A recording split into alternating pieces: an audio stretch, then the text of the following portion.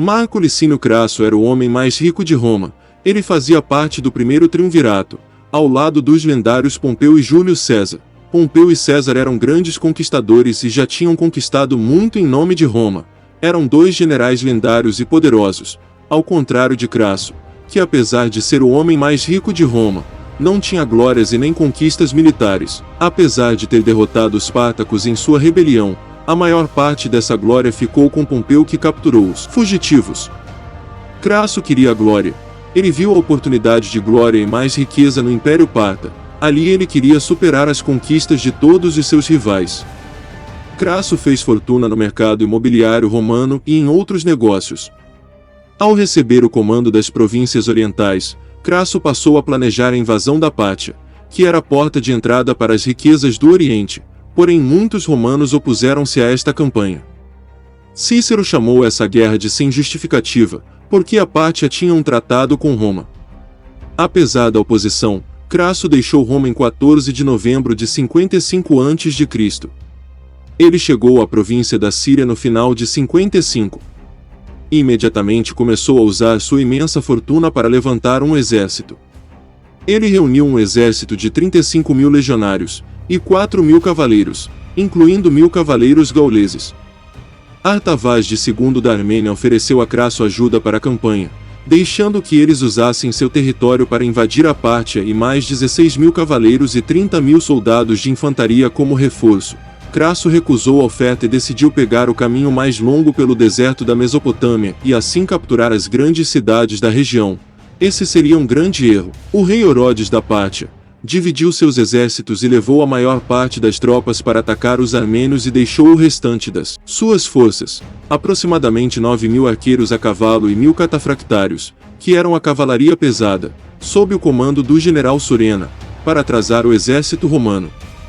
Orodes nem imaginava que as forças de 10.000 soldados comandados por Surena seriam capazes de derrotar um exército bem maior, ainda mais por se tratar de um exército romano. Crasso recebeu a ajuda de um chefe árabe chamado Ariâmenes, que era amigo de Pompeu. Crasso confiou em Ariâmenes, sem saber que ele havia sido subornado pelos partas. Ele disse para Crasso atacar diretamente o inimigo, mentindo que os partas estavam fracos e desorganizados. Ele então levou os exércitos romanos até as partes mais hostis do deserto, onde não havia água. Crasso depois recebeu Artavasdes, o rei da Armênia. O rei disse a Crasso que a maioria do exército inimigo estava na Armênia e implorou por sua ajuda. Crasso ignorou a mensagem e continuou a avançar pela Mesopotâmia. Crasso mais uma vez se mostrou um péssimo comandante e não confiou em seu aliado da Armênia 2 vezes. Ele encontrou as forças de Surena próximo à cidade de Carras. Seu general Cássio aconselhou a colocar seu exército em formação tradicional de batalha, com a infantaria no centro e a cavalaria nos flancos. De início, Crasso concordou, mas logo mudou a formação para um quadrado, sendo cada lado formado por 12 coortes. Essa formação o protegeria caso o inimigo tentasse flanqueá-lo, mas o exército ficaria sem mobilidade. As forças romanas então avançaram. Os generais de Crasso aconselharam a montar acampamento e atacar pela manhã a fim de descansar seus homens. Públio, o filho de Crasso, estava ansioso para lutar e convenceu Crasso a atacar imediatamente. Esses seriam outros erros de Crasso, a sua formação, e não ter montado acampamento. Os partas passaram a intimidar os romanos. Primeiro soaram tambores e outros instrumentos, e gritos, a noite inteira. Surena então ordenou sua cavalaria pesada a avançar, mas os romanos firmaram posição. Apesar de Surena ter planejado um ataque frontal às linhas romanas, ele não achava que isso faria os romanos saírem de formação, então ele apenas cercou o exército romano. Crasso enviou lançadores para afastar os arqueiros a cavalo do inimigo, mas eles tiveram de recuar sob pesado ataque. Os arqueiros partas passaram então a lançar uma chuva de flechas sobre as legiões romanas. A densa formação romana garantiu que cada flecha acertasse um alvo, já que as pesadas flechas partas atravessavam os escudos romanos, porém não matavam, mas causavam grandes ferimentos. Os romanos tentaram avançar contra os partas, mas os arqueiros e cavaleiros sempre fugiam atirando quantidades maciças de flechas enquanto recuavam.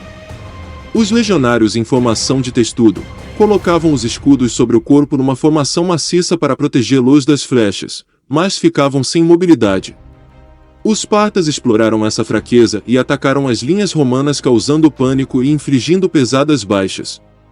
Quando os romanos abandonavam a formação para revidar, os catafractários recuavam e os arqueiros começavam a atirar suas flechas novamente. Crasso achava que suas legiões poderiam segurar os ataques partas até as flechas acabarem. Mas, Surena estava preparado e trouxe centenas de camelos que carregavam flechas extras. Após saber disso, Crasso mandou que seu filho Públio levasse alguns cavaleiros gálicos para afastar a cavalaria arqueira inimiga. Os arqueiros então recuaram, mas após sofrer pesadas perdas, a cavalaria de Crasso foi atacada pelos catafractários partas. Os cavaleiros arqueiros partas flanquearam os gauleses e não os deixaram fugir. Públio e seus homens acabaram sendo massacrados. Crasso, sem saber da morte do filho, mas percebendo o perigo, ordenou que um de seus generais atacasse. Ele depois foi confrontado com a cabeça do filho numa lança. Os partas começaram a cercar a infantaria romana, disparando de todas as direções, enquanto os catafractários atacavam e quebravam a formação inimiga. O ataque parta não parou até o anoitecer.